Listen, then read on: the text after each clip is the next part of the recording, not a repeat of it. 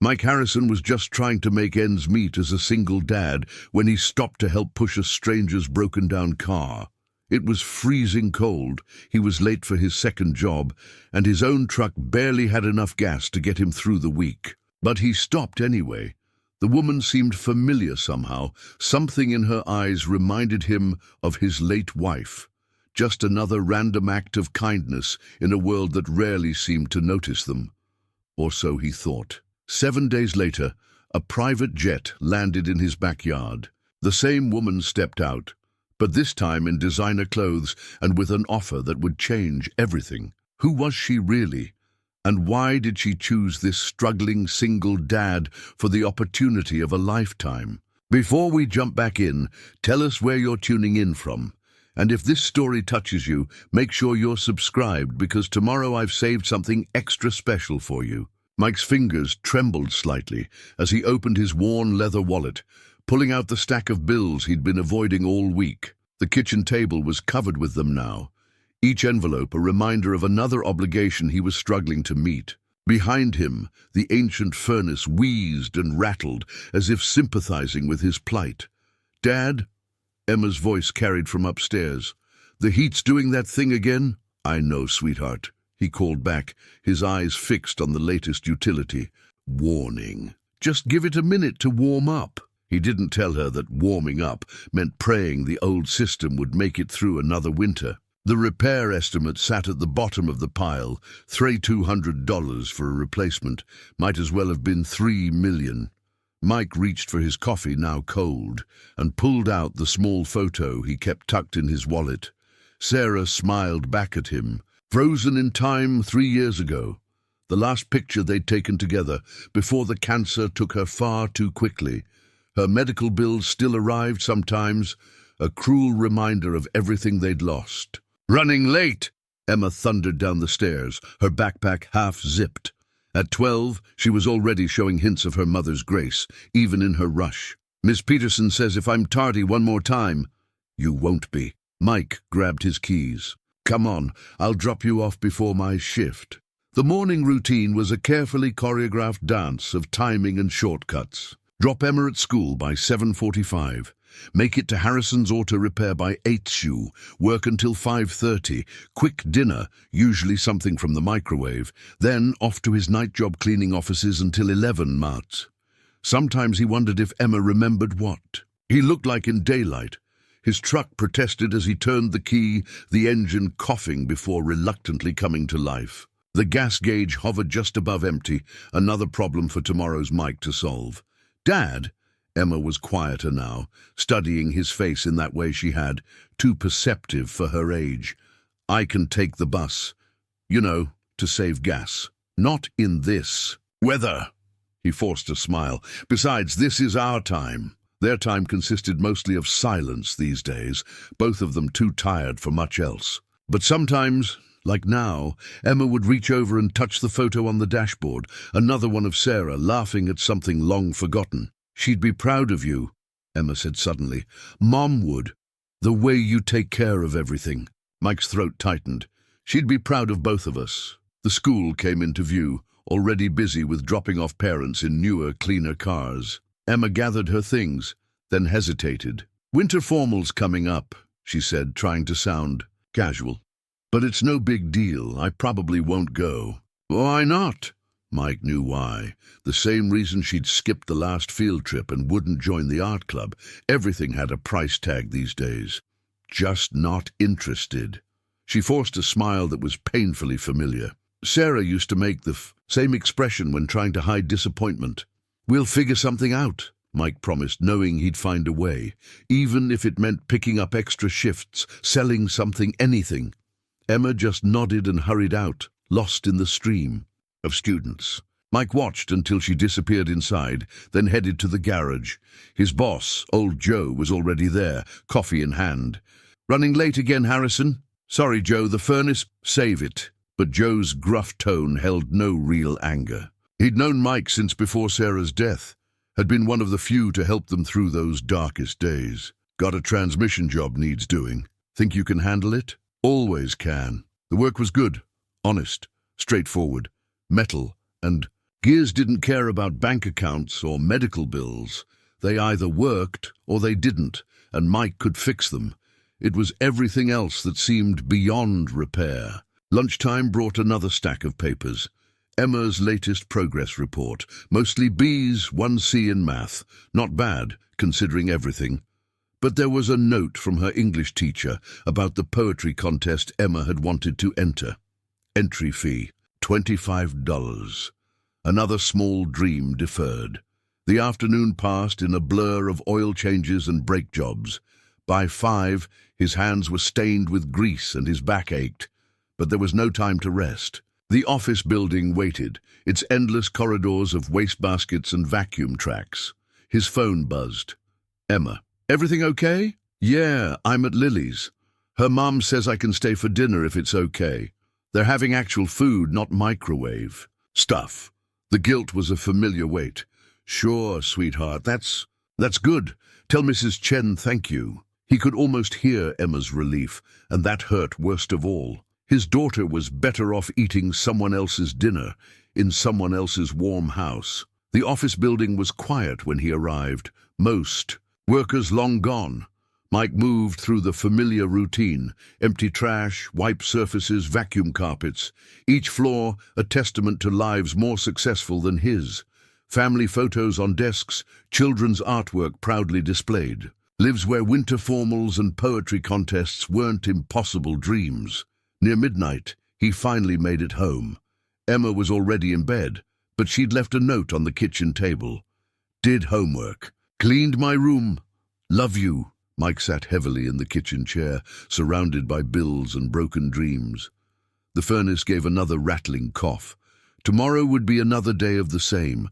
More work, more struggle, more trying to be both. Mother and father to a daughter who deserved so much more. He pulled out his wallet again, touched the photo of Sarah. I'm trying, he whispered. I swear I'm trying. The furnace wheezed one final time and went silent, as if in reply. The next morning brought more snow and an even more reluctant truck engine. Mike had just enough time to drop Emma at school before his shift, assuming everything went perfectly. Nothing ever went perfectly. He saw the steam first, rising in white clouds against the grey January sky. The Honda was pulled halfway onto the shoulder of Cedar Street, hazard lights blinking weakly. A woman in a dark coat was trying to push it alone, her boots slipping on the icy pavement. Mike checked his watch, already cutting it close. The truck's gas gauge taunted him, hovering just above empty. He couldn't afford to be late again, couldn't afford the gas, couldn't afford— Damn it, he muttered, pulling over. The woman looked. Up as he approached, her cheeks flushed from exertion and cold. Something about her eyes caught him off guard, a familiar warmth he couldn't quite place. Need a hand? Oh, thank God. She smiled, relief flooding her face. I was starting to think I was invisible out here. Up close, he noticed her coat wasn't quite right for the weather. Expensive looking, but more fashionable than functional. Her hands were red from cold, no gloves in sight. Let's get you out of the road first. Mike positioned himself behind the car. I'll push, you steer. There's a garage just around the corner. Harrison's Auto, she asked, surprising him. I passed it earlier but wasn't sure. That's where I'm headed, actually. I work there. Together, they managed to get the car moving. The woman, who introduced herself simply as Alex, handled the wheel while Mike pushed, grateful for once for all those hours of physical labor. Once safely in the garage's lot, Mike popped the hood. Steam billowed out, carrying the distinct smell of coolant. Blown radiator hose, he diagnosed. Simple fix, but you'll need parts. Alex hugged herself against the cold. How long? Couple hours if we have the right hose in stock. He glanced at his watch again. Old Joe would understand, probably. I can take a look. No, please. She touched his arm lightly. You're already late because of me. I'll call a rideshare. Figure it out later. Mike noticed a silk scarf around her neck, the kind you see in magazine ads. It seemed out of place with her otherwise practical appearance. At least come inside where it's warm. I can make some coffee while you wait. She hesitated, then nodded. As they walked to the garage office, Mike caught a faint scent of expensive perfume. Everything about her was a study in contrasts, luxury and practicality, confidence and vulnerability. The office coffee maker was ancient but reliable. Mike poured 2 cups, while Alex called for her ride. "Thank you," she said, accepting the coffee. "Not just for this, for stopping. Most people wouldn't." "Most people have." It came out more bitter than he intended. "Sorry, it's been a rough week. I understand those." She smiled again, and there was that familiar something in her eyes. It hit him suddenly. She reminded him of Sarah, not in looks exactly, but in that same quiet strength, that hint of hidden depths. They talked while waiting for her ride. She asked about the garage, about how long he'd worked there. Simple questions, but she listened intently to his answers, as if they actually mattered. When her phone buzzed, she seemed almost reluctant to check it. "My ride's here." She stood, wrapping her scarf tighter. "Please, let me pay you something for your help." "No need." Mike waved it off. "Just doing what anyone would do." "But they didn't. You did." She held his gaze for a moment, then turned to leave. It wasn't until later, after old Joe had given him only minor grief about being late, that Mike noticed the scarf. It lay crumpled on the office chair where Alex had been sitting, forgotten in her hurry to leave. The silk was soft under his grease-stained fingers, the designer label confirming what he'd suspected about its cost. He tucked it carefully into his locker, planning to return it when she came back for her car. But she never did.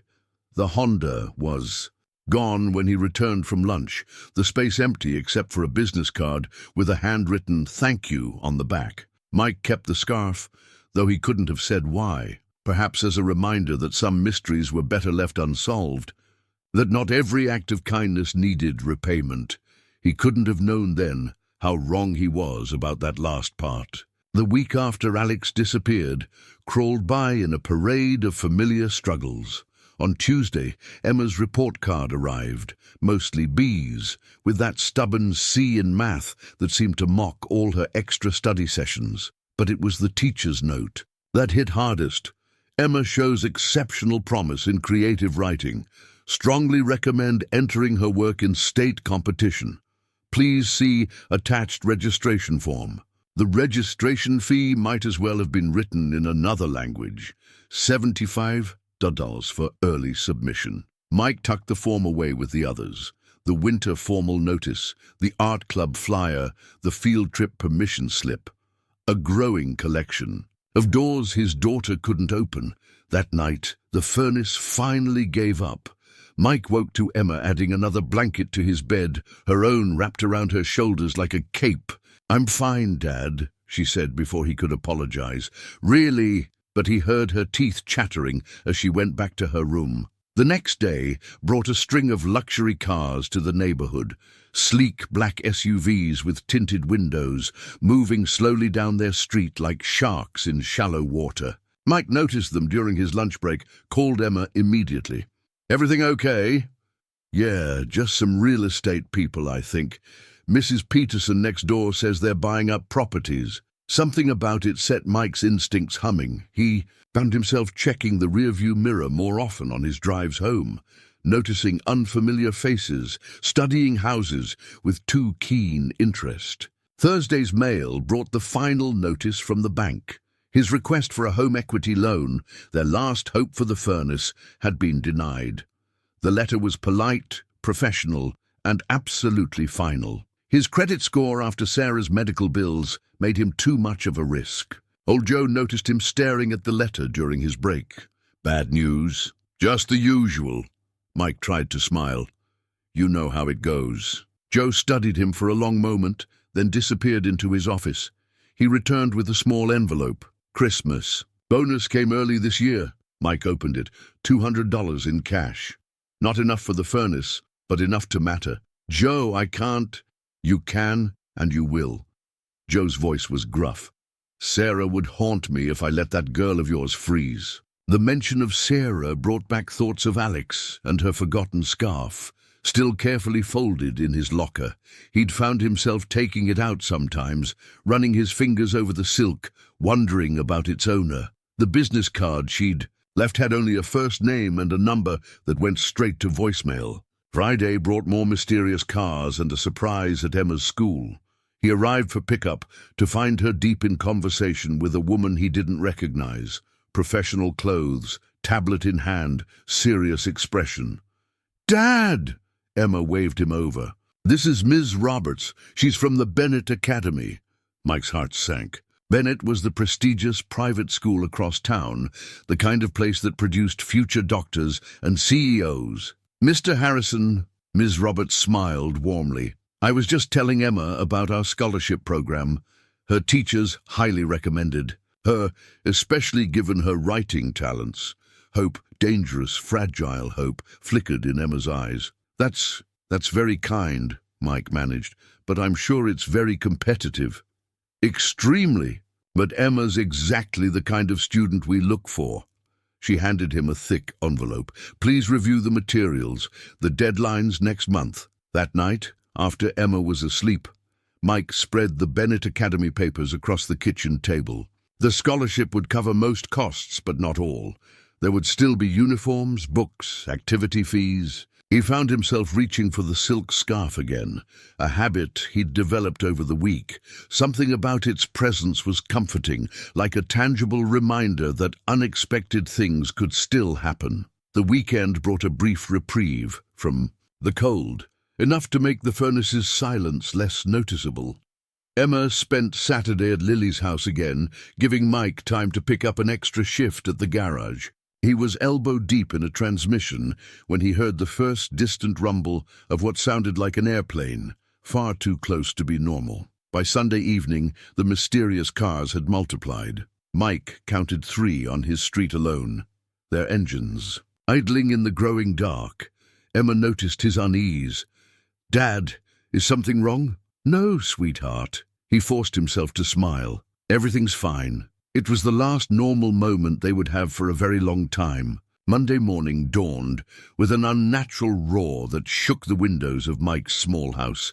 He was already awake, the furnace's silence making sleep difficult, when the sound hit, a deep, mechanical thunder that didn't belong in their quiet neighborhood. Emma burst into his room, still in her pajamas. "Dad!"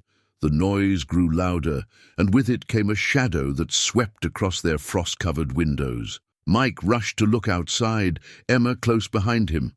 A sleek private jet, gleaming white against the winter sky, was descending toward the empty field behind their house. The same field where Emma used to play soccer, where he and Sarah had once planned to build a garden. Now it was becoming an impromptu landing strip. "Is that legal?" Emma whispered, pressing her face against the glass. Before Mike could enter, black SUVs, the same ones that had been prowling the neighborhood all week, converged on their street. Men in dark suits emerged, speaking into earpieces with practiced urgency. "Stay inside," Mike told Emma, already reaching for his coat. "Yeah, right." She was pulling on her boots. "Like I'm missing this." The jet touched down with surprising grace, its wheels leaving dark tracks in the frost-covered grass. It came to rest less than 100 yards from their back fence, close enough that Mike could see the registration number on its tail, a string of letters and numbers that meant nothing to him, but would soon change everything. Neighbors were emerging from their homes now, phones raised to capture the surreal scene. The suited men moved with choreographed precision, establishing a perimeter, checking credentials Mike couldn't see. "Mr. Harrison," one of them approached, tablet in hand. "We need you to come with us." "Like hell he will," old Joe's voice carried across the fence. He must have seen the commotion from the garage. "Who do you people think you are?" "It's okay, Joe." The voice came from the jet, where the door had opened to reveal a familiar figure. Alex stood at the top of the stairs, but she was transformed. Gone was the practical coat and sensible shoes. Now she wore a tailored suit that probably cost more than Mike's truck, her hair styled perfectly despite the early hour. The silk scarf around her neck was identical to the one still in Mike's locker. "Hello, Mike." She descended the stairs with practiced ease. "I believe I left something with you." Emma grabbed his arm. "Dad, who is she?" "Alexandra Chen," one of the suited men announced unnecessarily. "CEO of Chen Global Industries." The name hit Mike like a physical force. Chen Global was everywhere. Tech, real estate, transportation. Their logo dominated city skylines. Their products filled homes worldwide. Their CEO was. "You pushed my car," he said numbly. Alexandra's laugh was genuine, warming her eyes in that familiar way that had reminded him so much of Sarah. "I did need the help, though perhaps not quite as desperately as I let on." She approached them, her security detail moving with her like shadows. Up close, Mike could see she was still the same person, the warmth in her eyes unchanged by the trappings of power around her. "I'm sure you have questions," she said. "I know I owe you answers, but first," she gestured to the jet, "I have a proposition for you. Both of you." Emma's grip on Mike's arm tightened. "Us?" "The Bennett Academy Scholarship." Alexandra smiled at Emma's shocked expression. "Yes, that was me. Though your academic record speaks for itself, we just expedited the process." Mike's mind raced. The mysterious cars, the real estate agents, the sudden interest in their neighborhood. "The development project, that's you too?" "Chen Global is expanding. This area has potential." She paused.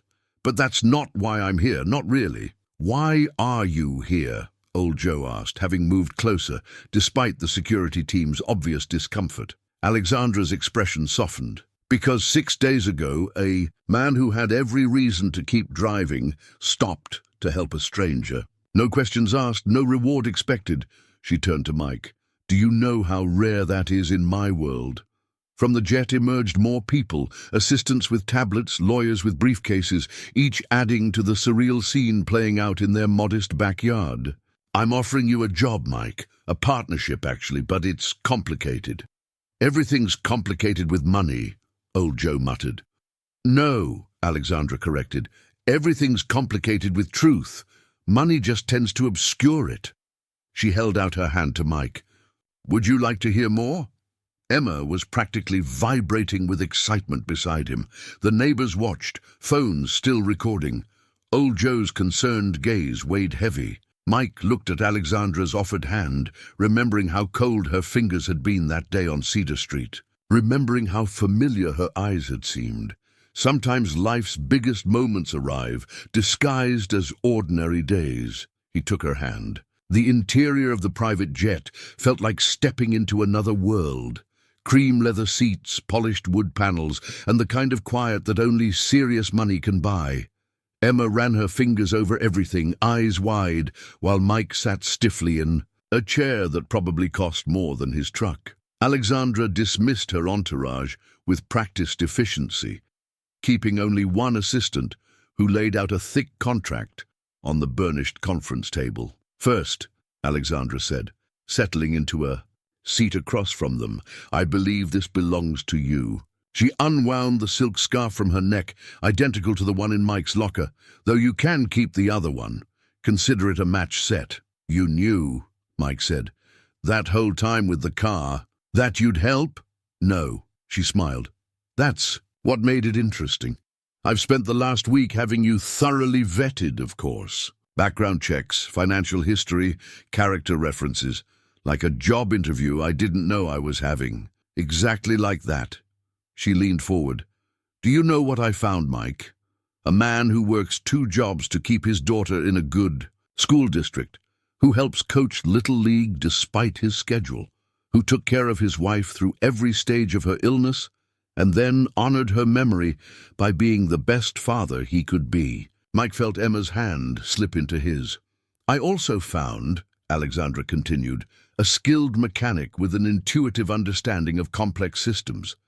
Someone who can look at broken things and not just fix them, but understand why they broke in the first place." The assistant slid the contract closer. Mike caught glimpses of numbers that made his head spin. "Chen Global is launching a new division," Alexandra explained. "Sustainable transportation infrastructure. electric vehicles, charging networks, smart grid integration. But we have a problem. You need a mechanic. Mike's attempt at humor fell flat. I need someone real. Alexandra's tone turned serious. My world, Mike, it's all smoke and mirrors. Everyone wants something. Everyone has an angle. Finding someone genuine, someone with actual integrity, that's worth more than you can imagine. And you found that by breaking down on Cedar Street? I found it by watching you push a stranger's car without hesitation, refuse payment, and then go back to your life expecting nothing in return. She gestured to the contract. I want you to head our new technical integrity division. Oversee quality control, safety standards, real-world implementation. Be the voice that tells us when we're letting profit margins compromise our principles. Emma squeezed his hand tighter. Dad, that sounds amazing. It sounds impossible, Mike corrected. I'm not qualified. You're exactly qualified. Alexandra's intensity surprised him. You understand both the mechanical and the human elements. You see systems, but you also see people. That's rare, Mike. That's valuable. The assistant produced another document, a school admission package embossed with the Bennett Academy crest. Emma's scholarship is guaranteed regardless of your decision, Alexandra added. That's not a bribe, it's a recognition of merit, but this job, it would change everything for both of you. Mike stared at the contract. The salary figure made his throat tight. More money than he'd see in 10 years at the garage. Why me? He finally asked. Really? Alexandra was quiet for a moment. When I was young, my father ran a small auto repair shop, like your Joe. He had the same integrity, the same dedication to doing things right. But he never got his chance. Big companies moved in, forced him out. He died thinking he'd failed somehow. She touched the silk scarf gently. When I saw you on Cedar Street, I saw what he could have been, what this industry has lost in its rush for profits. And now you run one of those big companies. Yes, which is why I know exactly what we're missing. She smiled sadly. Sometimes you have to work from the inside to fix what's broken. Emma, who had been uncharacteristically quiet, suddenly spoke up. Will we have to move? Eventually, yes. The main facility is in Chicago.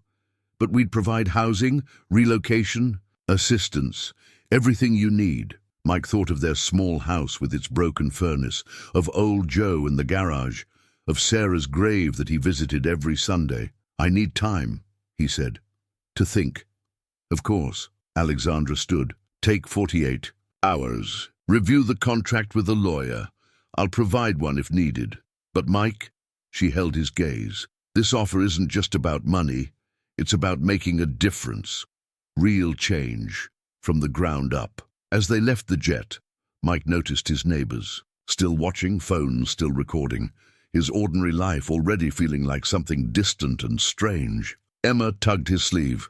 Dad, what are you thinking? He looked at his daughter, seeing all the doors that could suddenly open for her, then at his house, where Sarah's memory lived in every room. I'm thinking, he said carefully, that sometimes helping a stranger isn't random at all.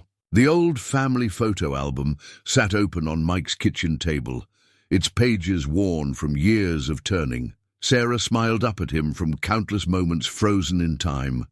Their wedding day, Emma's birth, beach vacations, ordinary Sunday afternoons. He'd been avoiding it since Alexandra's offer, but now, with less than 12 hours left to decide, he found himself drawn to these paper memories. Need company? Emma stood in the doorway, wrapped in her blanket against the still broken furnace. Always? He patted the chair beside him. She settled next to him, leaning close to see the photos. I don't remember that day, she said, pointing to one where Sarah held her on a carousel. County Fair. You were 3. Insisted on riding the pink horse 20 times in a row. Mom looked so happy. She was. Mike turned the page. She always wanted more for us, better opportunities, bigger dreams. Like this one? Emma's voice was careful, measured. She'd been walking on eggshells since Alexandra's offer, trying not to influence his decision. Mike closed the album gently. I called old Joe earlier. What did he say? To stop being an idiot and take the job. Mike smiled slightly.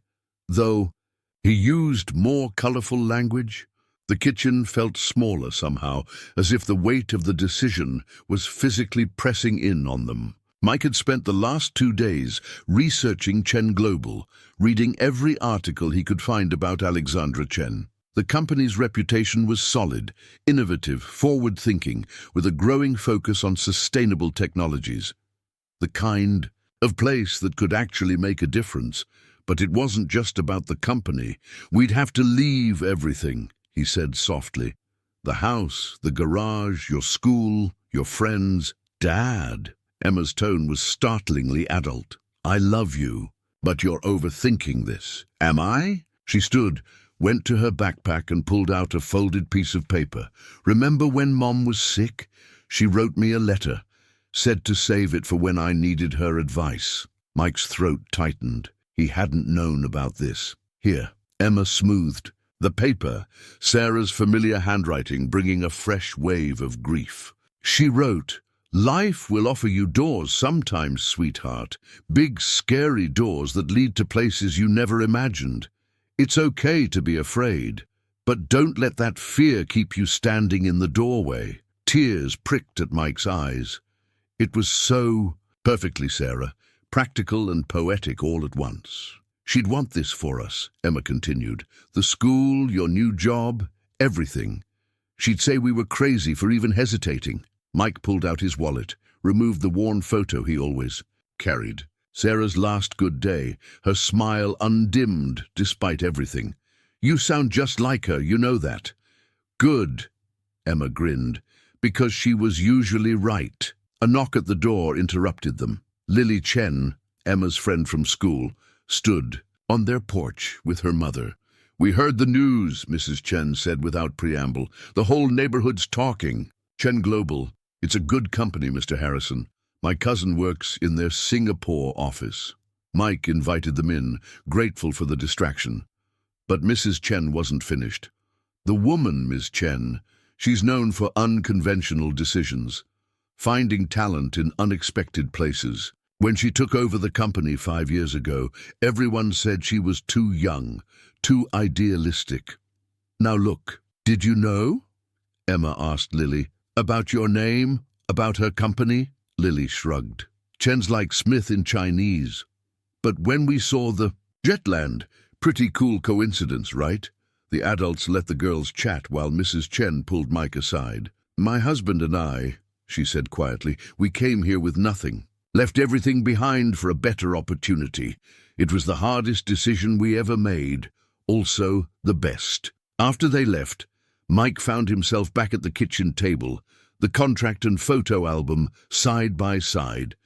2 futures laid out before him, the comfortable familiarity of what he knew or the vast unknown of what could be. Emma's homework light still glowed upstairs when he finally made his decision. He pulled out his phone, scrolled to the number Alexandra had given him. Sarah's letter lay open beside him, her words echoing in his mind. Don't let fear keep you standing in the doorway. He pressed call. Mike's resignation letter felt inadequate in his hands. Just a few simple paragraphs that somehow had to sum up 15 years of loyalty, friendship, and early morning coffee with old Joe. He'd spent all night writing and rewriting it, trying to find the right words. You're making it too complicated, Emma said over breakfast, already dressed in her new Bennett Academy uniform. The school had fast-tracked her admission, another sign of Alexandra's influence. It's not just quitting a job. Mike folded the letter carefully. Joe's been like family, which is why he'll understand. The garage was quiet when they arrived, the morning sun painting long shadows across the empty service bays. Old Joe stood by the coffee maker, 2 cups already poured. About time, he grumbled, getting cold. Mike handed him the letter. Joe glanced at it, then set it aside without reading. Save it. Alexandra called yesterday. Figured you'd say yes. You knew? Course I knew. Why do you think I gave you that bonus? Wanted to make sure you'd last until the right opportunity came along. Joe sipped his coffee. Sarah always said you were meant for more than this place. Joe, Don't. Joe's gruff voice held a warning. You start getting sentimental. I'll have to hit you with a wrench. Just do good work. Show them what a real mechanic can do. They finished their coffee in comfortable silence. When it was time to leave, Joe pulled a small package from his desk. Nearly forgot. Found this in the old storage room. Thought Emma might want it. Inside was a framed photo. Mike's first day at the garage. Sarah beaming beside him. Both of them impossibly young. She used to bring you lunch every day, Joe remembered. Said you'd forget to eat otherwise. Mike's throat tightened. Thank you. Yeah, well. Joe turned away. Get out of here before I change my mind about the wrench. The next week passed in a blur of paperwork, meetings, and preparations. Alexandra's team handled everything with frightening efficiency. Housing arrangements in Chicago, moving services, school transfers. Each day brought new revelations about their future life. Emma took it all in stride, her excitement growing with each development. The Bennett Academy uniform became her favorite outfit. She spent hours researching their new neighborhood in Chicago, planning adventures in the city. The hardest part was packing Sarah's things. They'd kept her closet untouched for 3 years, her scent still lingering faintly on old sweaters and summer dresses. We don't have to take everything, Emma said softly, finding Mike sitting among the boxes. No, he agreed, but we can't leave her behind either. They compromised, carefully selecting items that held the strongest memories. Her favorite books, the jewelry box Mike had made her, the quilt her grandmother had sewn, each piece wrapped carefully in tissue paper, like artifacts from a beloved museum. Alexandra stopped by occasionally, ostensibly to check on their progress, but seeming genuinely interested in their transition. She sat at their kitchen table, drinking coffee from chipped mugs, looking oddly at home, despite her expensive suits. The technical team is excited to meet you, she told Mike. They've been working on some interesting projects, hybrid systems, new battery technologies, things that could really make a difference. If they work, Mike added. That's why we need you, she smiled. Someone who understands both the theory and the practice, someone who'll tell us when we're getting ahead of ourselves. The neighbors organized a goodbye party, filling their small house one last time. Mrs. Chen brought enough food for an army. Lily and Emma disappeared upstairs for hours, making plans for future visits. Even old Joe showed up, pretending he'd just been driving by. Late that night, after everyone had left, Mike found Emma in her nearly empty room. Having second thoughts? He asked. She shook her head. Just saying goodbye. To the house, to my old life. To Mom, kind of. She's coming with us, you know. Just in a different way. Emma picked up the photo Joe had given them.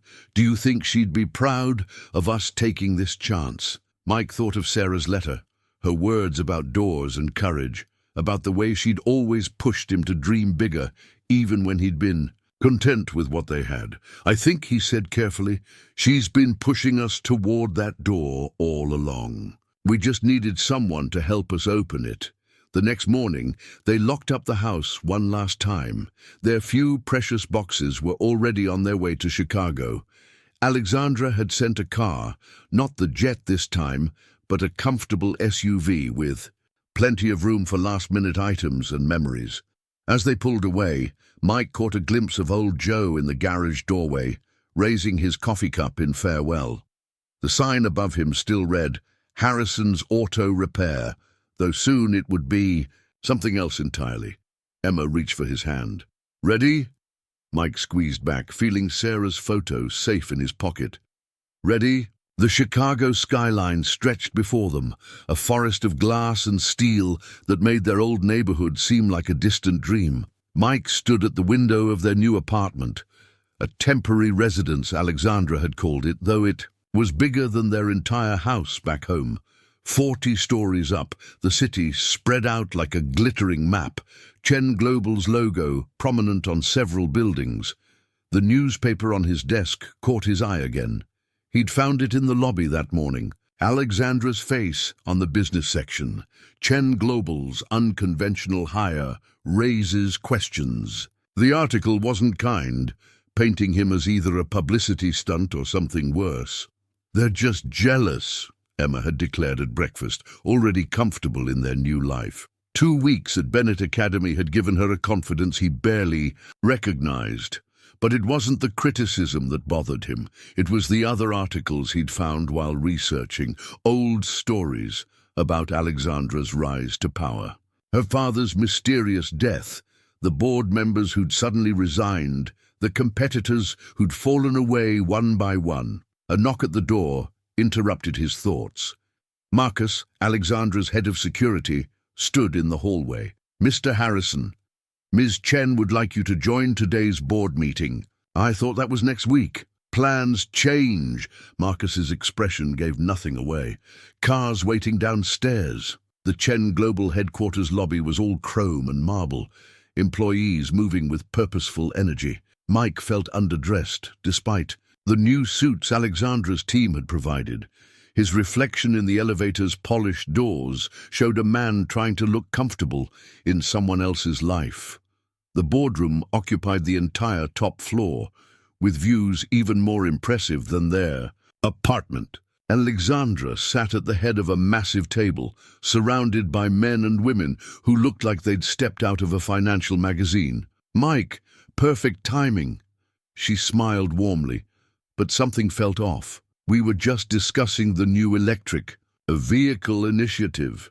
The one you said was 6 months from review." A subtle tension rippled through the room. One of the board members, white-haired, expensive watch glinting, cleared his throat. "Ms. Chen, while we appreciate Mr. Harrison's unique perspective, perhaps this discussion should remain internal." "That's exactly why Mike needs to be here, Charles." Alexandra's tone was steel wrapped in silk. "His unique perspective is why we're going to avoid the same mistakes Riverside Motors made." The name dropped like a stone in still water. Riverside Motors, one of Chen Global's biggest competitors, had recently recalled thousands of electric vehicles after battery fires. Their stock was still in free fall. "Fascinating timing, that recall," Charles muttered, just loud enough to hear. Alexandra's smile didn't waver. "Fortune favors the prepared, doesn't it?" The meeting continued, but Mike's mind stuck on that exchange. He'd read about Riverside's problems, technical issues that should have been caught in testing, the kind of oversight that seemed almost deliberate. Back in his new office, a space bigger than his old garage, Mike found more articles. Riverside Motors wasn't the first competitor to face mysterious setbacks. Over the past 5 years, as Chen Global rose, others fell, always due to technical failures, always just as Alexandra's company was poised to step in. His computer chimed with a new email. Photos from a contact he didn't recognize, showing familiar faces. Old Joe's garage, Mrs. Chen's house, Emma's school. The message was simple. "You're not the first unconventional hire. Ask about David Porter." A quick search revealed more articles. David Porter, another unexpected hire 3 years ago. Former mechanic, brought in to oversee quality control. Resigned suddenly after 6 months, moved overseas, no contact since. Mike's phone buzzed. "Emma, Dad, these weird guys are watching the school.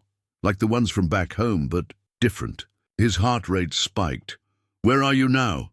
"Inside. Lily's with me. They're just sitting in their car, but stay there, I'm coming." He grabbed his coat, but Marcus appeared in his doorway as if summoned. "Everything okay, Mr. Harrison?" Mike thought of the articles, the photos, David Porter's disappearance, of Emma at her new school, of Alexandra's perfect timing with Riverside Motors. "Fine," he lied. "Just heading to lunch." Marcus nodded, but remained in the doorway. Not blocking exactly, but not moving either. Mike sat back down. His computer screen still showed the email with the photos. When he refreshed it, the message was gone, deleted remotely, as if it had never existed. Through his office window, he could see Chen Global's logo on the building across the street. It looked different now, somehow. Less like a symbol of opportunity, more like a warning sign he should have heeded. His fingers found Sarah's photo in his pocket, touching it like a talisman. What had Alexandra said about his integrity being valuable? He was starting to understand just how valuable and just how dangerous it might be. The security system manual sat unopened on Mike's kitchen counter next to a box of sensors and cameras.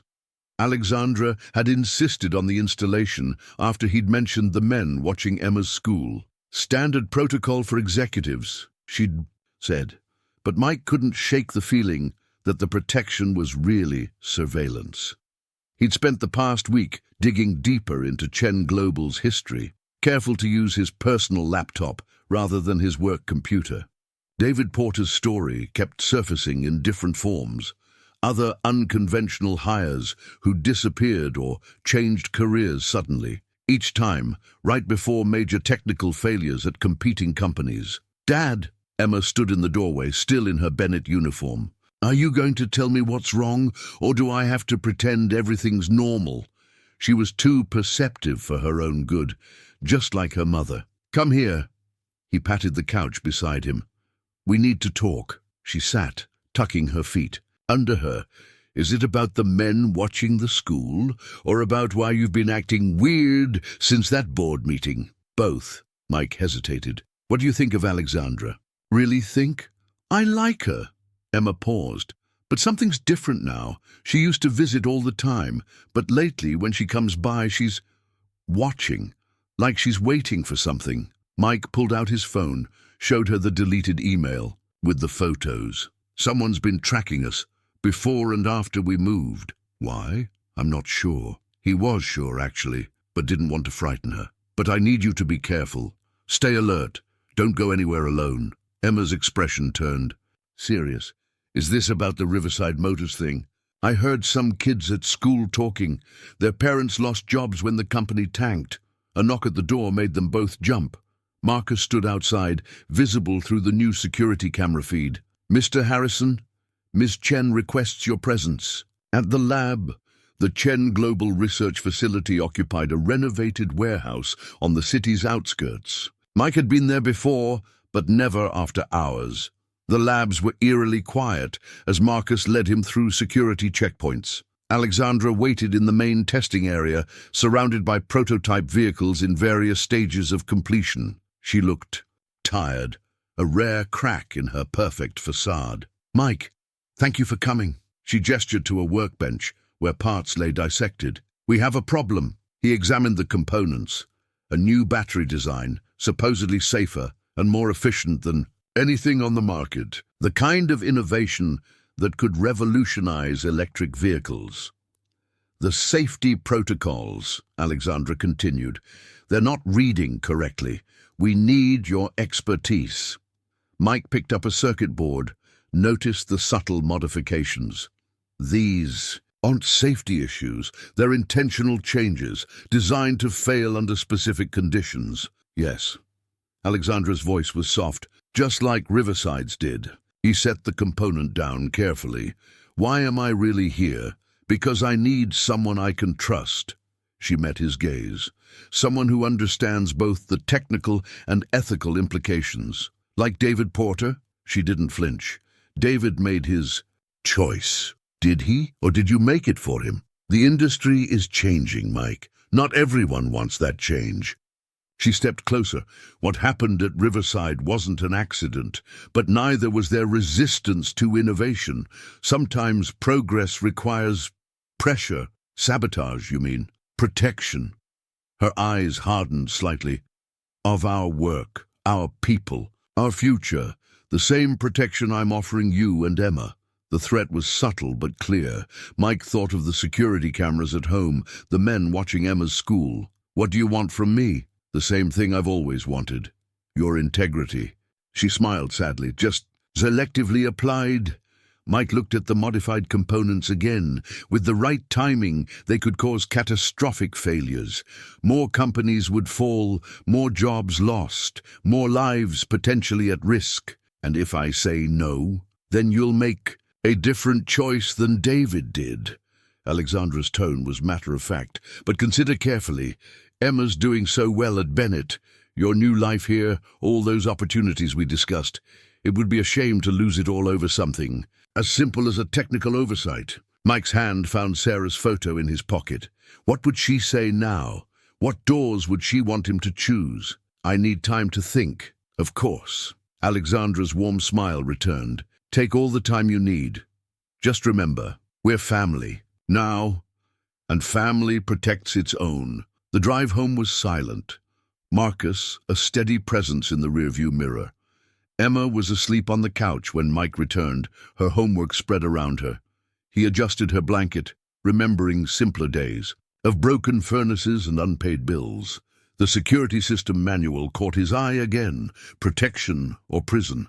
The line seemed thinner every day. The surveillance photos spread across Mike's desk told a story he didn't want to read. More competitors facing technical difficulties. More companies falling as Chen Global rose. Each failure traced back to someone like him. Engineers, mechanics, quality control experts, all hired for their integrity, all faced with the same choice he now confronted. His burner phone, bought with cash, kept powered off, held one contact, David Porter's sister. She'd reached out after seeing news coverage of Mike's hiring. David knew too much, she'd told him. The night before he resigned, he called me, said if anything happened, it wasn't an accident. Now David lived in Singapore, working for a Chen Global subsidiary. His sister hadn't heard from him in months. A soft knock at his office door made him sweep the photos into a drawer. Emma stood there, looking small in her school uniform. Lily's. Dad got fired today, she said without preamble. Her mom's crying. The whole tech division at their company is shutting down. Mike's stomach tightened. Chen Global had just announced a new semiconductor initiative in that sector. Come here. He held out his arms and she fell into them like she was still little. I'm so sorry about Lily's dad. It's not just him. Half my class, their parents work in tech or automotive. Everyone's scared. She pulled back, eyes too, knowing. It's all connected to Miss Chen, isn't it? To what she wants you to do. Sometimes Mike forgot how smart she was, how much she absorbed. Sarah had been the same way. What makes you think that? The way people look at us at school, like we're either lucky or guilty. Maybe both. She straightened her uniform skirt. I found some articles about David Porter. Mike's breath caught. Emma, I'm not a kid anymore, Dad. And I'm not blind. Her voice shook slightly. Those men are still watching the school. Different ones now, but they're there. And the new. Security cameras at home. They're not just watching out, they're watching us. She was right. The protection Alexandra offered was really a cage. Its bars made of privilege and threats rather than steel. Mike's computer chimed. Another board meeting tomorrow. Another chance to prove his loyalty or seal their fate. What are we going to do? Emma asked. The we struck him hard. She was offering to carry this weight with him, this impossible choice between safety and righteousness. I need you to trust me, he said carefully, and to be ready to move quickly if things change. She nodded, understanding more than he'd said. Like Mom's letter said, sometimes the scariest doors are the ones we have to open. After she left, Mike pulled out his own letter.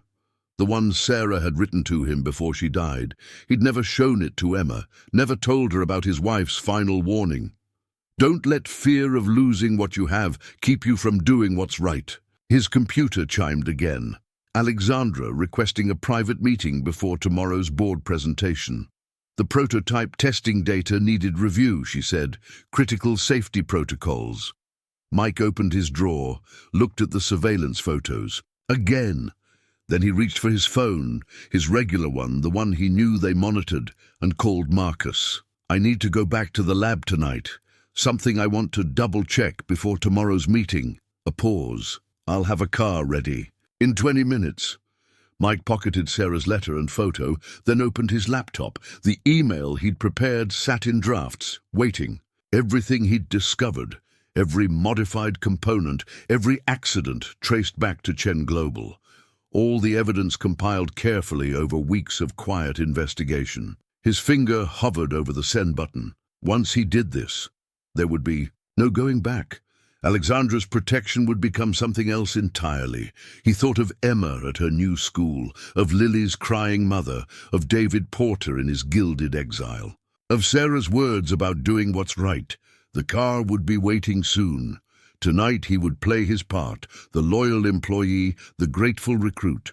But first, he pressed send. The email flew out to journalists, regulators, and ethics boards. A dead man's switch, set to activate if he didn't reset it every 24 hours.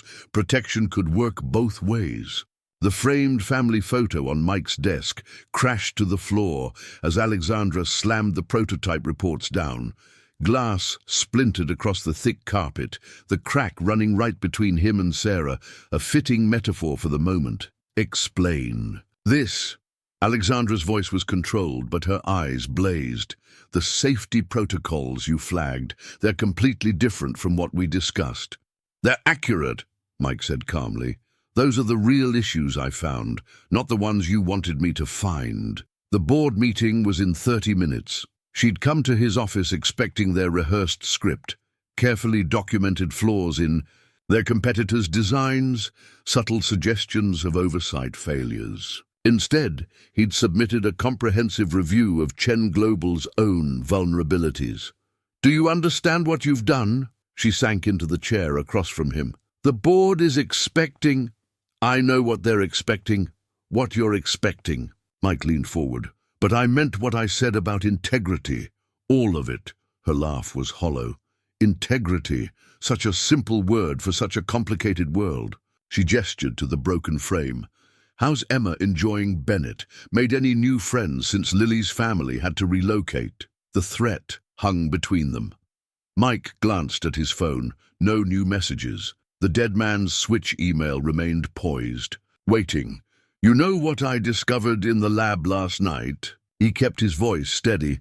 "The modified components, they're traceable. Each failure, each accident, they all lead back here, to this building, to this company. Proving it would take years, cost millions." But something flickered in her eyes. Uncertainty. Unless someone had been documenting everything, someone you hired specifically for their attention to detail. The door opened before she could respond. Marcus stood there, his usual stoic expression troubled. "Ms. Chen, we have a situation," she waved him off. "Not now, ma'am." Marcus's voice held unusual urgency. "The reporters, they're in the lobby." Mike's phone buzzed. "Emma." "Dad, everyone's phones are going crazy. Something about Chen Global and corporate sabotage. Lily just texted me from their new place. She says, 'Get somewhere safe,'" Mike cut in. "Remember what we discussed, do it now." Alexandra was already on her feet, phone in hand, barking orders. Through his office window, Mike could see people gathering in the street below. News vans pulling up. "What did you do?" She whirled on him. "Nothing yet." He stood slowly. "That's the beauty of a dead man's switch. I don't have to do anything. I just have to stop doing something." Understanding dawned in her eyes. "The lab access, last night. You set up a system that needs my daily authorization to prevent a complete data dump?" "Yes." Mike picked up the broken frame, carefully extracting the photo of his family. "I learned from you, Alexandra. About protection, about leverage." Marcus moved to block the door, but Alexandra held up her hand. "Wait." She studied Mike for a long moment. "What do you want?" "A real choice. For everyone you've backed into corners. David Porter, the Riverside engineers, Lily's family, all of them. They made their choices. Under duress. That ends now." His phone buzzed again. A news alert. The first stories were breaking. Chen Global's stock was already responding. Alexandra's mask cracked slightly. For a moment he saw not the powerful CEO, but the girl who'd watched her father's small business fail. "I built this company to prevent what happened to my father," she said softly. "The big corporations, the monopolies. I promised myself I'd never be vulnerable again. And instead you became what you feared." She flinched as if struck. "Ms. Chen." Marcus's voice was urgent now. "The board is asking for you, and sir—" He looked at Mike. "Security reported your daughter left the school 10 minutes ago with a packed bag." Mike nodded slightly. Emma knew the plan. Old Joe would be waiting for her. Alexandra straightened, her composure returning.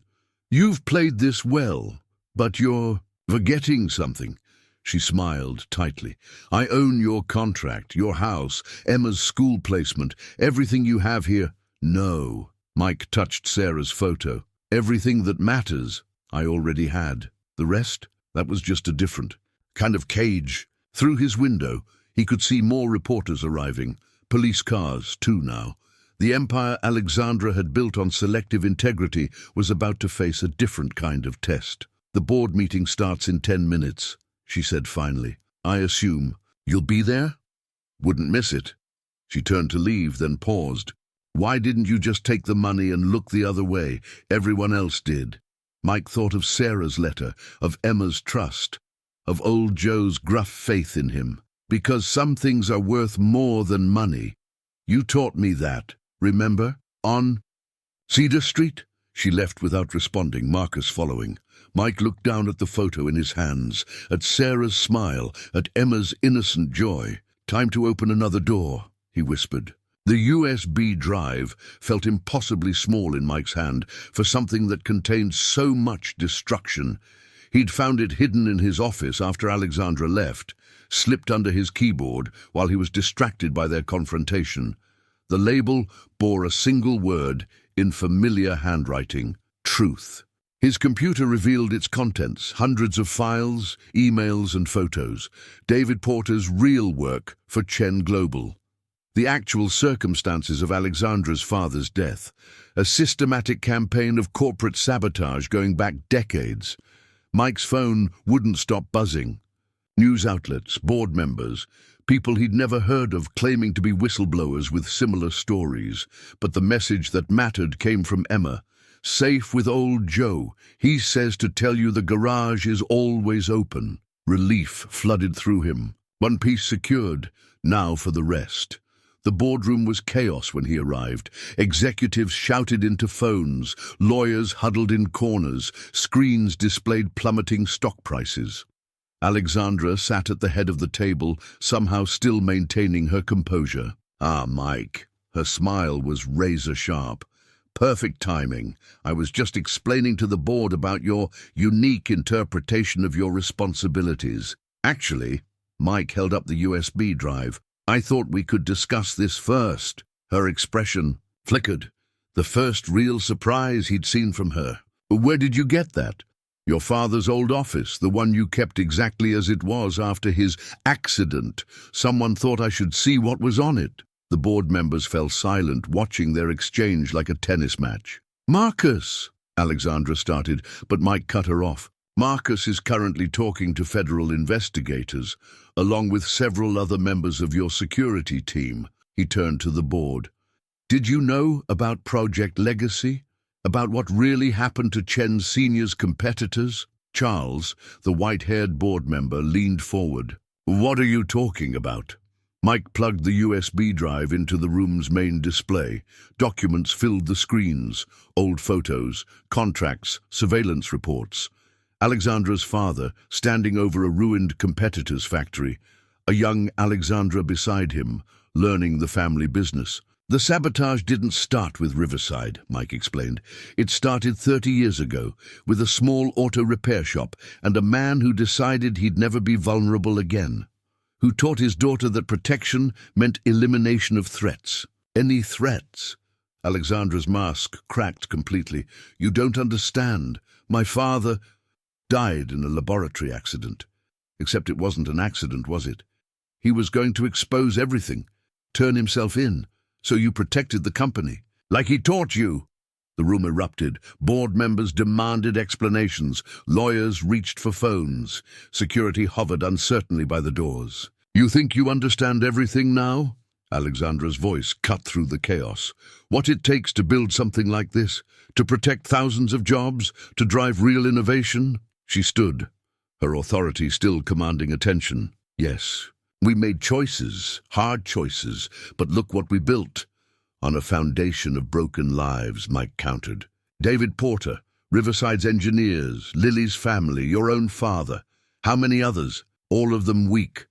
Willing to settle for mediocrity, for being small. She looked around the room. We're not small anymore. We can weather this. No. Charles stood slowly. We can't, and we won't. Other board members nodded.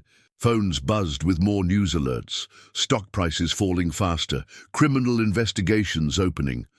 A vote, then. Alexandra's voice was ice.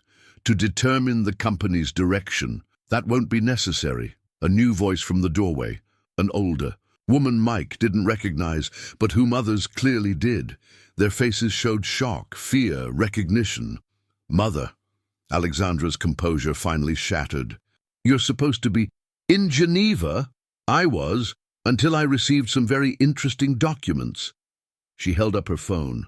The same ones being sent to every major news outlet and regulatory body right now, including the truth about your father's death. Mike watched Alexandra closely. For the first time, he saw not the powerful CEO or the ruthless corporate shark, but the little girl who'd lost her way trying to live up to a twisted legacy. Everything I did, Alexandra whispered, I did to protect what he built. No, her. Mother's voice was firm, but sad. You did it to become what he feared most, what he was trying to stop being when you killed him. Security moved in. Different men now, not Marcus's team. Alexandra didn't resist as they approached. Mike. She looked at him one last time. That day on Cedar Street. Would you still have helped me if you'd known? He thought of Sarah's words about doors and choices, about Emma's unwavering faith in doing right. Yes, he said softly, but I would have tried to help you find a different path too. She nodded. Once understanding, then let herself be led away, leaving behind an empire built on broken trust and a daughter's misplaced love. Mike's handwritten plan covered both sides of a yellow legal pad, each step carefully thought out. While Chen Global imploded around him, he'd retreated to his office to map out what needed to happen next. Not just for him and Emma, but for everyone. A court in Alexandra's web. The list of affected families filled the first page. Riverside Motors engineers David Porter and family Lily's parents and others from the tech division, dozens more, scattered across industries and countries. His phone hadn't stopped ringing since the board meeting. Reporters wanting statements, lawyers offering representation, former Chen Global employees sharing their own stories. But the call he took came from old Joe. She's safe, Joe said before Mike could speak. Emma's doing that homework thing she does, says she's not leaving until it's finished, crisis or not. Mike smiled despite everything. Sounds like her mother. Yeah, well, speaking of stubborn women, Joe paused. Sarah would be proud of you, kid. Standing up like this, even though it means losing everything we gained, especially then. A knock at his door. Alexandra's mother, looking older now that the initial confrontation had passed. Mr. Harrison, do you have a moment? Joe heard the voice. Go. Do what needs doing. Emma's got a home here as long as she needs. Mike set down his phone and gestured to the chair across from him. Mrs. Chen carried herself differently than her daughter. Less armor, more grace. I want to thank you, she said, settling into the chair, and apologize for all of this. You didn't know? I suspected. For years. But proving it, she touched the USB drive on his desk. Until someone inside the company's security team reached out. Someone who remembered my husband's real values. Mike studied her. Alexandra said you were in Geneva. I was. Working with international investigators, gathering evidence. The USB drive was the final piece. She smiled sadly. My husband built this company to help people, to innovate responsibly. Somewhere along the way, Alexandra lost sight of that. And now we rebuild. Properly this time. She pulled out a folder, not a contract this time, but a proposal. The board has appointed me interim CEO. My first act will be to make things right with those hurt by the company's actions. Mike opened the folder. Plans for a victims' compensation fund, programs to rehire displaced workers, rehabilitation of sabotaged facilities. We need someone to oversee this, Mrs. Chen continued. Someone with both technical knowledge and uncompromising ethics. Someone who's proven they'll stand up for what's right, no matter the cost.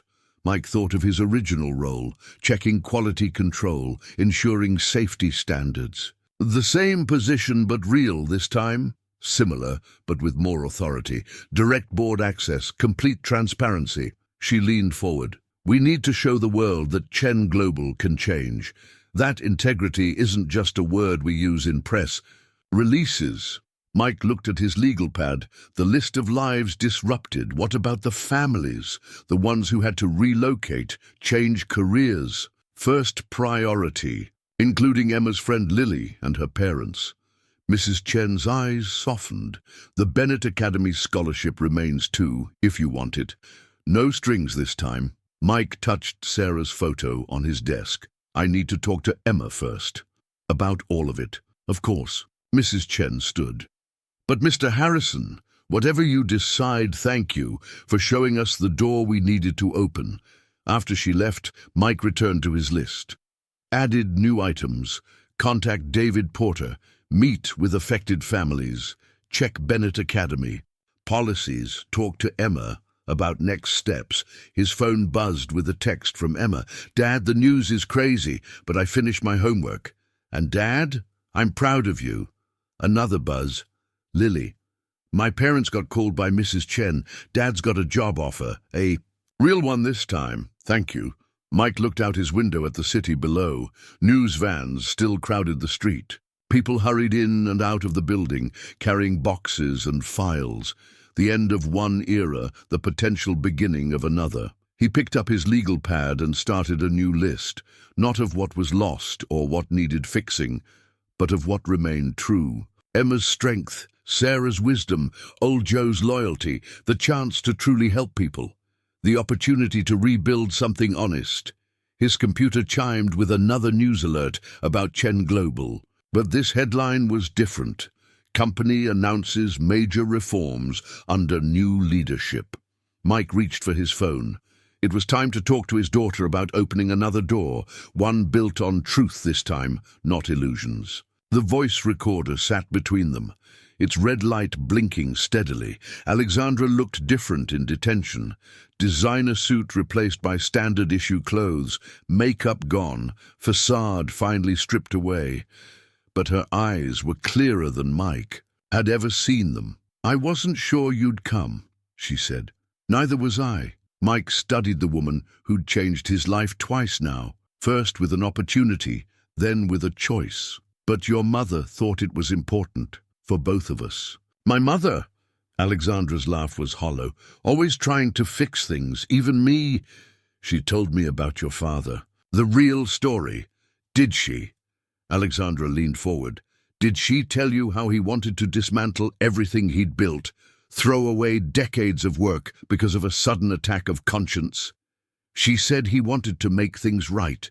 He wanted to make us vulnerable again. The old fire flickered in her eyes, like when I was little, watching him beg for loans, watching bigger companies crush him piece by piece, until he learned to fight back. Mike touched the recorder. Is that why you killed him? To stop him from exposing everything?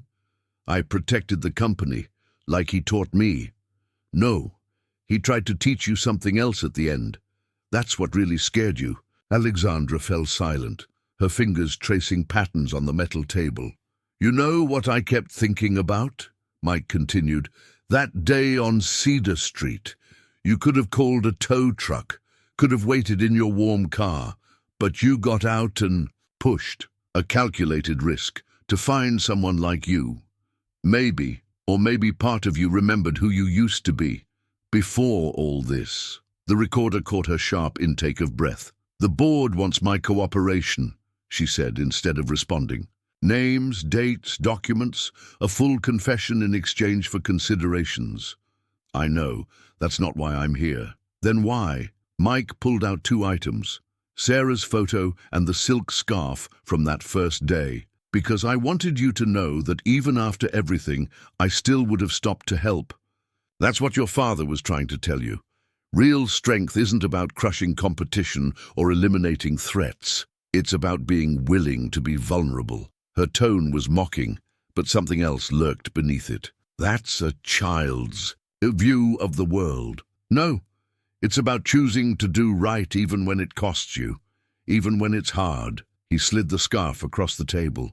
You knew that once. The person who got out to push that car?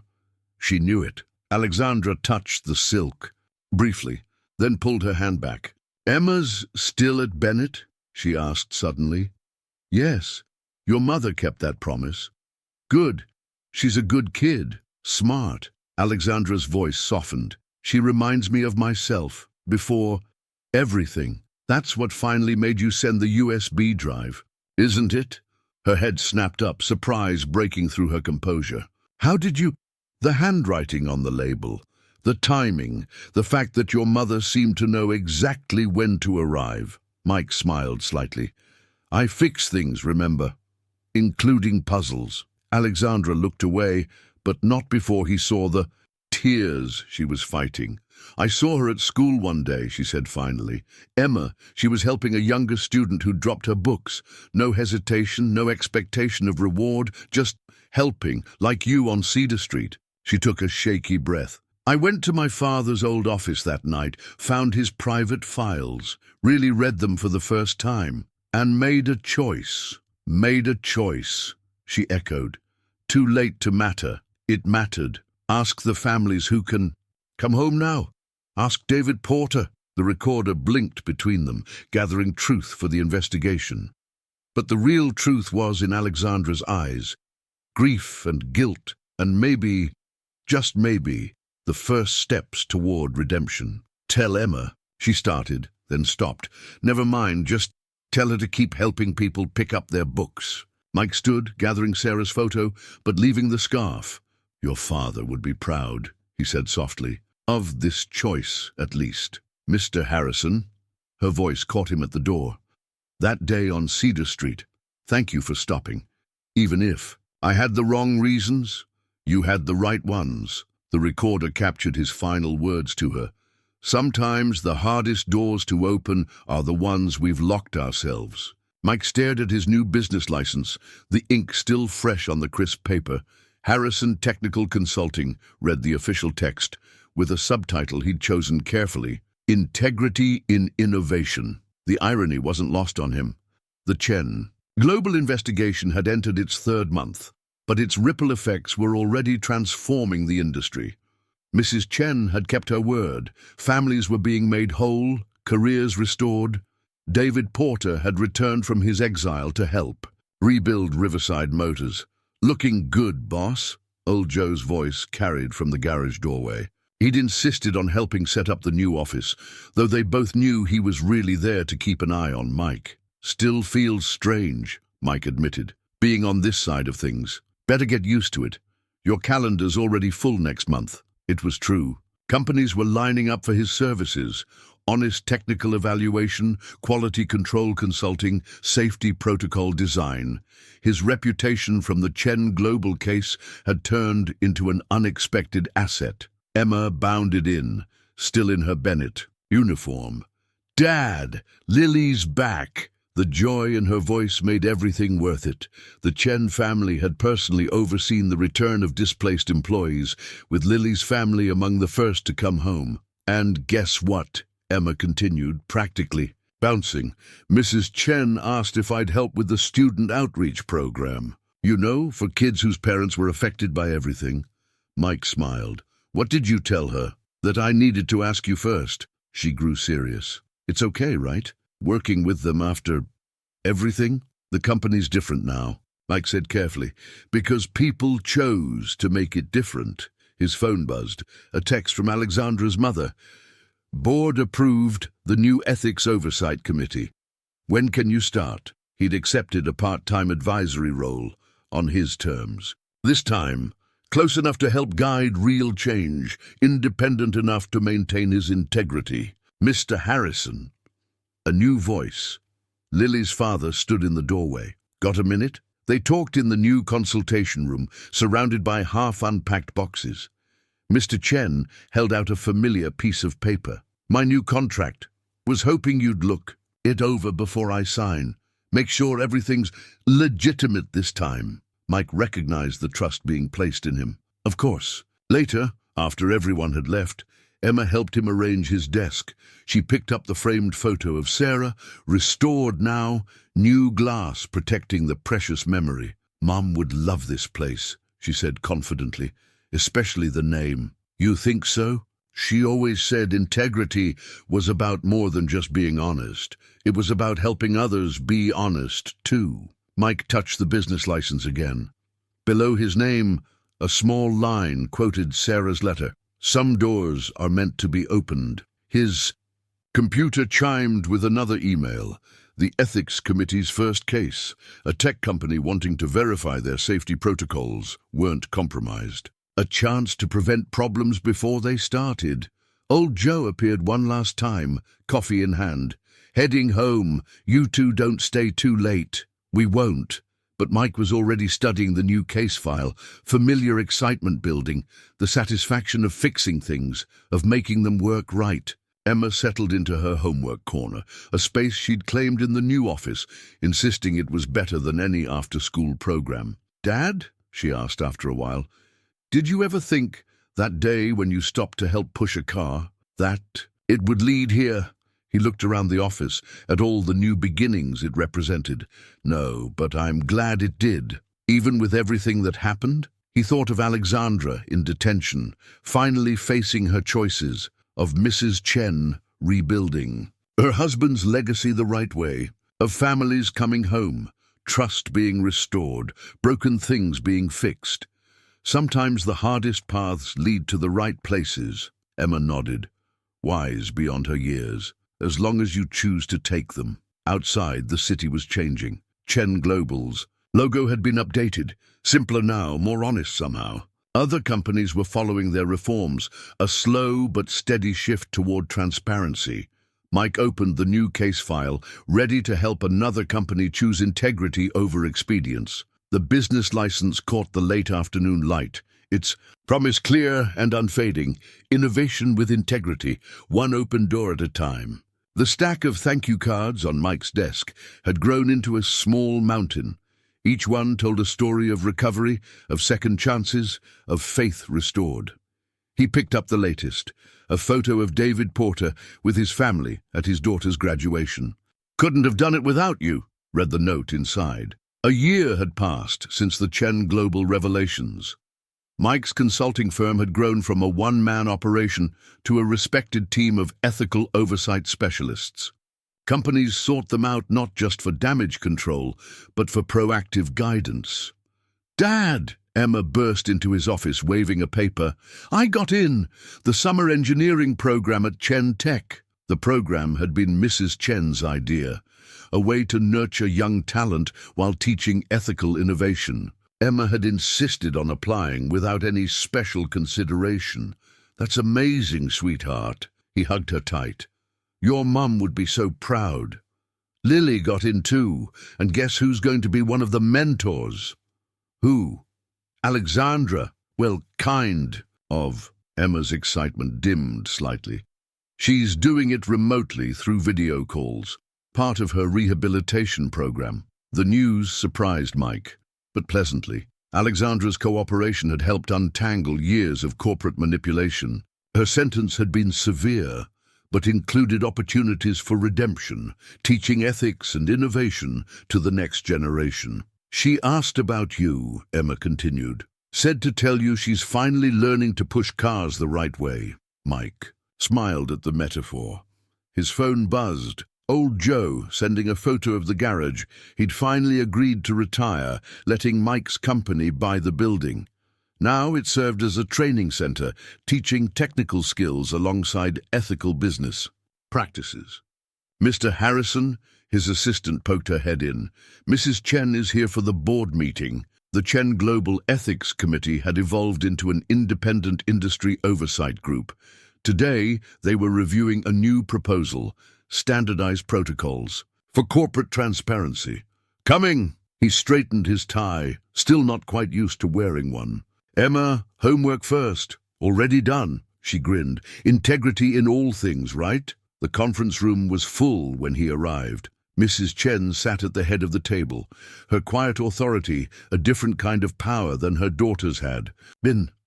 Representatives from major companies filled the other seats, including some that had once been Alexandra's targets. "Mike," Mrs. Chen smiled warmly, "shall we begin?" The meeting covered familiar ground: safety protocols, quality controls, ethical guidelines. But there was something new too. Companies weren't just complying with oversight, they were embracing it.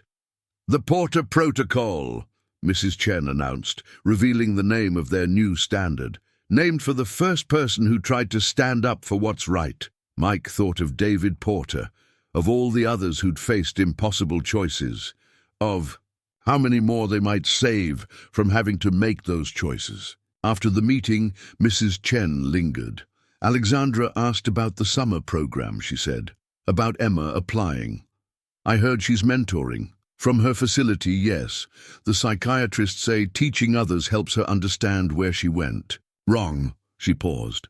"She's different now, clearer, like her father at the end." Through the window, Mike could see Emma and Lily in the courtyard, heads bent over their program acceptance letters. The next generation of innovators, learning early what had taken their predecessors so long to understand. His phone chimed with another thank you message, this one from a small auto repair shop owner in Texas. "Your advice saved my business, showed me how to compete fairly against the big guys." Mrs. Chen noticed his smile. "It feels good, doesn't it? Helping people the right way?" "It does." He thought of that cold day on Cedar Street, of all the doors it had opened. Though sometimes I wonder if Alexandra knew, somehow, what would happen when she chose to break down there. I asked her that, actually. Mrs. Chen's eyes were distant. "She said she chose you because you looked kind. But kindness wasn't what she was looking for then. What changed her mind? You did. By showing her that kindness and integrity aren't weaknesses." She gathered her things. "Sometimes the best teachers are the ones who don't know they're teaching." After she left, Mike added David's thank you card to his wall of memories. Among the photos and letters, Sarah's words still held the central spot. "Some doors are meant to be opened." Emma peered in. "Ready to go home?" "Almost." He touched Sarah's photo. "Just thinking about doors, and the people who help us walk through them." Exactly. The new family photo sat framed on Mike's desk, taken at Emma's graduation from the Chen Tech summer program.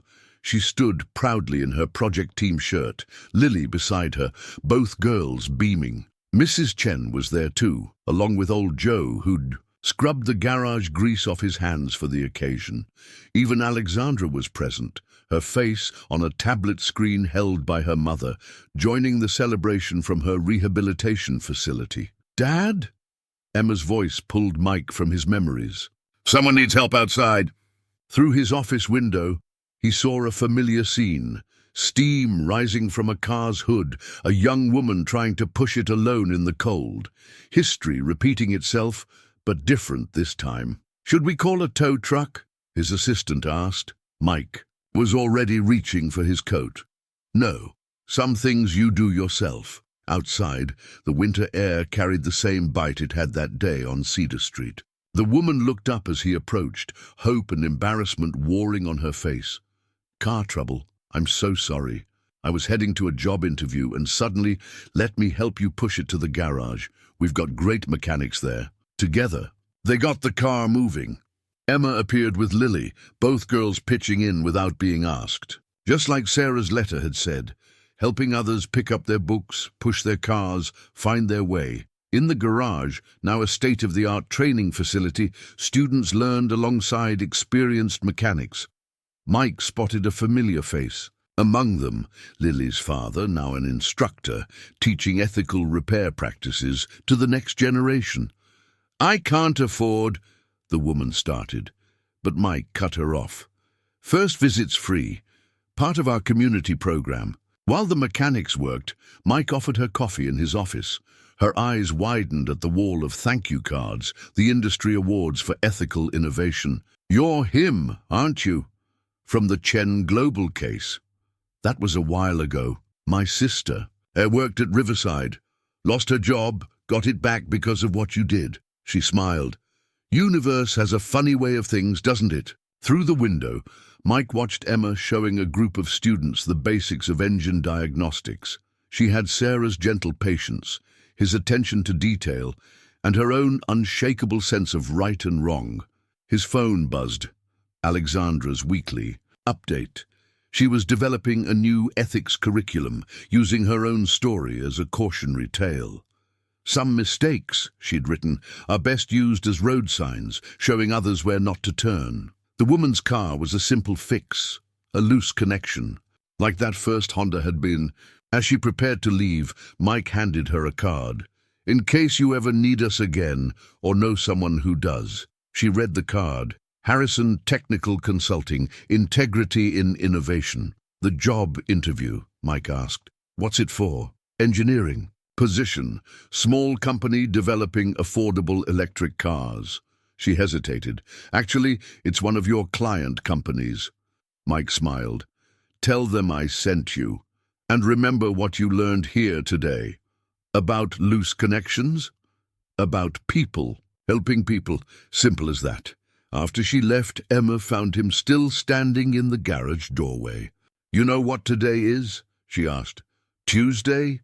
2 years exactly since you stopped to help push a car." Mike touched Sarah's photo in his pocket, a habit he'd never lost. "Feels like another lifetime. But you'd do it again, right? Even knowing everything that would happen." He thought about all the doors that had opened, all the lives changed, all the wrong things made right. Every time. The day wound down like any other. Students learned, cars were fixed, ethics committees met. Mrs. Chen called about expanding the summer program. Old Joe stopped by with coffee and complaints about retirement. Lily and Emma planned their college applications, but as Mike prepared to leave, a familiar sound caught his attention. Steam rising from a car hood, someone in need of help. "Dad?" Emma was already reaching for her coat. "Want some company?" Outside, the winter sun was setting. Tomorrow would bring new challenges, new chances to choose right over easy. But for now, there was just this.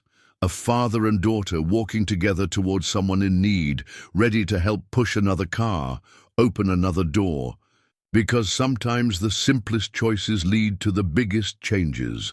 Sometimes a random act of kindness isn't random at all, and sometimes the best way forward is to remember how you started, with integrity, with compassion, with the simple decision to stop and help.